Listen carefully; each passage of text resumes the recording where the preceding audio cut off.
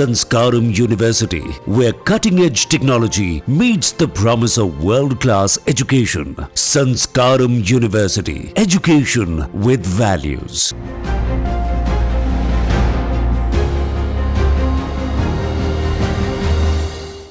नमस्कार, between the lines with नीलू रंजन में आपका स्वागत है। आज हम बात करेंगे पाकिस्तान और भारत की फिर से। कल ऑपरेशन सिंदूर हो गया। ऑपरेशन सिंदूर के बाद पाकिस्तान मार खाया। घर में घुस के 9 जगहों पे रॉकेट दागे गए।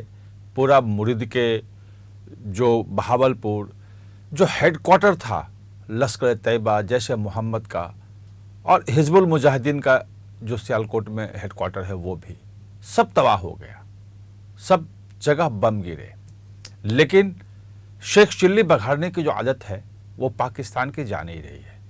उसके प्रधानमंत्री शेख चिल्ली बघाड़ रहे हैं कि 60 जहाज़ भारत का आया और हमने सबको मार गिराया, 5 जहाज़ गिरा दिए मार के। उसके जो विदेश मंत्री हैं वो भी कह रहे हैं कि हमने 5 गिरा दिए। एक विदेशी चैनल में थे और वहाँ एंकर ने पूछ दिया कि भाई सबूत दिखाइए। पता है क्या कहा उन्होंने? कि सोशल मीडिया पे हब भरा पड़ा है। भाई एक देश का रक्षा मंत्री कह रहा है, सोशल मीडिया को सबूत दे रहा है कि सोशल मीडिया पे जो है वही सबूत है। सरकार के पास कोई सबूत नहीं है। भाई सोशल मीडिया के पास कोई सबूत कहाँ से आया? जब कुछ होगा तभी तो आएगा, और जब होगा तो सरकार और उसके एजेंसियों के पास भी सबूत होंगे। वो दिखाना चाहिए था। लेकिन खैर, शेख चिल्ली बघाड़ने की आदत है। अपनी जनता को वो संबोधित कर रहे हैं, उनको समझा रहे हैं कि हम बहुत तीस मार खा हैं और हमने भारत को परास्त कर दिया, भारत के राफेल को जो है धुआं उड़ा दिया। शेख चिल्ली ऐसे ही होती है कि कुछ भी डींगे मारते रहो, डींगे हाँकते रहो, कोई फ़र्क नहीं पड़ता है। लेकिन ये डींगे बहुत दिनों तक नहीं चलेगी। भारत का शिकंजा जो है और कसने वाला है और पाकिस्तान को घुटने टेकने होंगे। भारत पाकिस्तान को घुटने टेकने पे मजबूर कर देगा और इसका पूरा प्लान तैयार है। और आप पिछले 4-5 दिन से इसकी छोटी छोटी झलक भी देख रहे हैं। शायद आपने ज़्यादा ध्यान नहीं दिया होगा कि कैसे घुटने टेकेगा पाकिस्तान। आगे भारत की रणनीति क्या है? क्योंकि आपने जो हमला था, जो आतंकी हमला था, जो 26 लोगों के निर्दोषों की जान गई, धर्म पूछ के उनकी जान ले गई, तो वो तो पहलगांव का आपने एक तरह से बदला लिया। जिन आतंकियों ने मारा था उन आतंकियों के आकाओं को भी आपने तबाह कर दिया। मसूद अजहर जैश मोहम्मद का आतंकी, आप सोच सकते हैं उस आतंकी को छुड़वाने के लिए भारत का पूरा IC-814 जहाज 1999 मतलब हाईजैक कर लिया गया और भारत को उस वक्त मजबूर होकर के मसूद अजहर के साथ साथ 2 और आतंकियों को छोड़ना पड़ा। और छूटने के बाद ही उसने जैश मोहम्मद की स्थापना की, बनाया, आतंकी संगठन बनाया और 2001 में 2 साल बाद ही दिल्ली के संसद परिसर पर हमला कर दिया। सीधे भारत के संसद पर हमला कर दिया। इतना खूंखार आतंकवादी। और कल रो रहा था कि मेरे सब मारे गए, 14 लोग मेरे परिवार के मारे गए हैं। काश मैं भी मर जाता, उनके साथ मैं भी चला जाता अल्लाह के पास। अगर इतना खूंखार आतंकी अगर मौत मांगने लगे, मौत की भीख मांगे, तो आप सोच सकते हैं कि कितनी करारी चोट लगी है। लेकिन ये तो आतंकी और उसके आका रो रहे हैं। जो उन आकाओं को पालने वाला है, जो उनको प्रश्रय देने वाला है, जो पाकिस्तान की मिलिट्री है, जो ISI है, वो तो शेख चिल्ली बघाड़ रहा है। वो तो कह रहा है कि पाकिस्तान को हमने धूल चटा दिया, हमने 5 राफेल मार गिराए। अब उसकी बारी है, घुटने टेकेगा वो। और वो घुटने टिकवाने का काम जो है उसके कदम पहले उठा लिए गए हैं। कोई जो बॉर्डर बंद किया गया है, जो पासपोर्ट वगैरह सब कह दिया गया है, कोई पाकिस्तानी नहीं आएगा, सबको वापस भेज दिया गया है, वो अभी भी लागू है।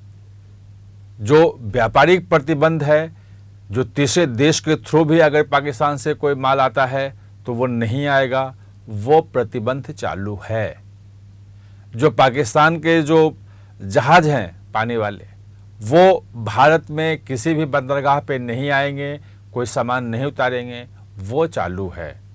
और सबसे बड़ा कि जो सिंधु जल समझौता जो भारत ने एवियंस में डाल दिया है, यानी कि एक तरह से उसको निलंबित कर दिया है कि उसका हम पालन नहीं करेंगे समझौते का, वो अभी चल रहा है। और उसका इम्पैक्ट जो है वो ज़्यादा गहरा दिख रहा है। ये जो मिलिट्री ऑपरेशन है, ये काइनेटिक एक्शन है, ये तो दिखता है कि ये आपने देखा कि जहाज आया और मार गिराया, वहाँ उड़ा हुआ डोम उड़ गया और ये सब ध्वस्त हो गए, वो सब हो गए, वो सब अब ठीक है, अपनी जगह पे है। लेकिन जो अंदर से जो पाकिस्तान को तोड़ने का काम करेगा, वो करेगा सिंधु जल समझौता। और जो यहाँ के लोग थे जो नहीं चाहते हैं कि पाकिस्तान को सजा मिले, वो लगातार यही लिखते रहे, कहते रहे कि भाई पानी रोको कैसे, और रोकने से क्या होगा। केवल अभी अगर 22-23 को अगर बंद किया है अप्रैल को, और आज 8 तारीख हुए हैं, तो 15-16 दिन हुए हैं। और आपको पता है पाकिस्तान ने जो धान के जो बीज लगाते हैं, जो बिचड़े रोपते हैं, उस पे 25 मई तक प्रतिबंध लगा दिया है कि कोई नहीं लगाएगा। क्यों? क्योंकि पीने के पानी की किल्लत हो जाएगी। पानी कब आ रहा है, कब जा रहा है, कुछ नहीं पता है। एक बार पानी यहाँ से छोड़ा जाता है और सारा पानी बह जाता है, जो यूज हो पाया, फिर 3 दिन पानी नहीं आ रहा है। चिनाब जो है वो सूखी पड़ी हुई है। अगर 2-3 दिन पानी नहीं आए तो फिर क्या होगा। 25 मई के पहले अगर किसी ने धान के बिचड़े लगाए तो उस किसान को अरेस्ट किया जाएगा, जेल भी डाला सकता है, जुर्माना होगा। ये इम्पैक्ट है। और अगर पाकिस्तान की खरीफ की फसल मारी जाती है और उसके बाद अगर रबी की फसल पे असर होता है, तो पाकिस्तान में रोटी के चावल के लाले पड़ जाएंगे, दाने दाने को मोहताज हो जाएगा। और बाहर से लेने के लिए उसके पास उतने पैसे भी नहीं हैं। दूसरी बात कि जैसे ही पानी की किल्लत होगी तो सारा पानी अभी भी यूज कर रहा है पंजाब प्रोविंस जो है पाकिस्तान का। और सिंध में भारत की लड़ाई शुरू होने के पहले 15 दिन से वहां धरना प्रदर्शन चल रहा था पूरे सिंध में पंजाब प्रोविंस के खिलाफ, क्योंकि उनको पानी नहीं मिल रहा है और उनके खेत सूखे हैं। और उनका मांग था कि आप कैनाल बना के पूरा पानी जो है पंजाब में यूज कर लेते हो, रोक लेते हो, हमारे पास नहीं आता है। जब ये पानी भारत रोक लेगा तो सिंध की क्या स्थिति होगी, तब सिंध क्या करेगा। निश्चित रूप से पाकिस्तान को इस मामले में झुकना पड़ेगा, बात करने के लिए भारत के पास आना पड़ेगा। और सबसे बड़ी बात कि 15-16 दिन हो गए हैं, पाकिस्तान समझ नहीं पा रहा है कि ये सिंधु जल समझौते की जो समस्या है, इसको कैसे हम सुलझाएं। अभी तक न वो किसी आर्बिट्रेशन में गया है, न वर्ल्ड बैंक को उसने अप्रोच किया है कि देखिए आपने करवाया समझौता और भारत जो है इसको निलंबित कर रहा है, आप इसको करो। वहां से भी कुछ नहीं है। दुनिया का कोई भी देश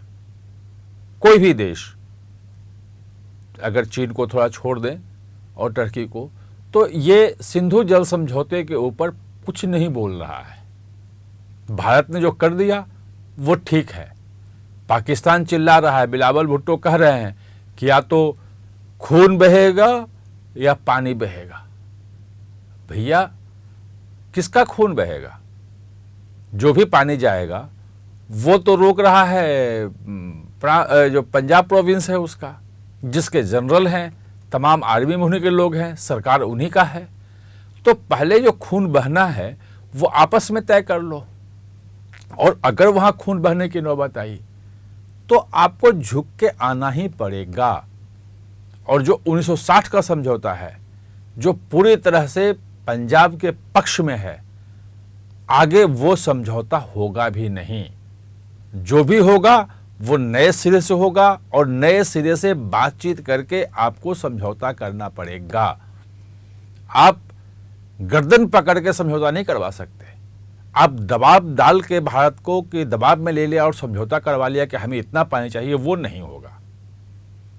अगर आप टेबल पे आके बैठेंगे, बातचीत करेंगे, तो गर्दन नीची करके बात करेंगे और आप मांगेंगे कि हाँ हमें इतना चाहिए, और फिर भारत की अगर इच्छा होगी तो उसके हिसाब से देगा, या जो आपका हक बनता है उतना ही मिलेगा, उससे ज़्यादा कुछ भी नहीं मिलेगा। और अगर ये सिचुएशन आई तो फिर जनरल की जो हेकड़ी है, जो मुनीर की जो हेकड़ी है ना, मुनीर की, कि हिंदू और मुसलमान एक साथ नहीं हो सकते हैं, सभ्यता का डिफरेंस है और हम तो बहुत सुपीरियर हैं, वो सारी सुपीरियरिटी कॉम्प्लेक्स जो है वो ख़त्म हो जाएगी। और पूरा प्लान तैयार है। जो सिंधु जल समझौते से जुड़े हुए लोग हैं वो भी बैठ रहे हैं, और उसके पानी का कैसे उपयोग किया जाए इसके लिए भारत के जल संसाधन जो मंत्रालय है उसको पूरा प्लान जो है जल्दी करने के लिए वो किया जाए। जो पनबिजली परियोजनाएं जो स्लो मोशन में चल रही थी, जिसमें पाकिस्तान बार बार अड़ंगा लगा रहा था, वो सब तेजी से कैसे पूरा किया जाए इसके लिए खुद अमित शाह बैठकें ले रहे हैं। जल संसाधन मंत्री जो हैं वो उनके साथ उनकी बैठक हो चुकी है, जो अधिकारी हैं उनसे वो मिल रहे हैं कि कैसे उस प्रोजेक्ट को जल्दी पूरा किया जाए, पानी कैसे हम यूज कर सकें, अपने हिस्से का जितना मैक्सिमम हम कर सकें, तो इस पे काम चल रहा है। तो सिर्फ जो मिलिट्री ऑपरेशन था वो तो सिर्फ एक झलक थी। आप शेख चिल्ली बघार के अपने जनता को भले कुछ दिनों के लिए बरगला लो कि हमने भारत को हरा दिया और भारत को जो है क्या दिन में तारे दिखा दिए, लेकिन जब घुटने टेक के आप बात करने आओगे तब आपकी जनता को भी पता चलेगा और पूरी दुनिया को पता चलेगा कि आप कितने बड़े हो और आपकी औकात क्या है। आप हमारे साथ चर्चा में जुड़े, इसके लिए बहुत बहुत धन्यवाद।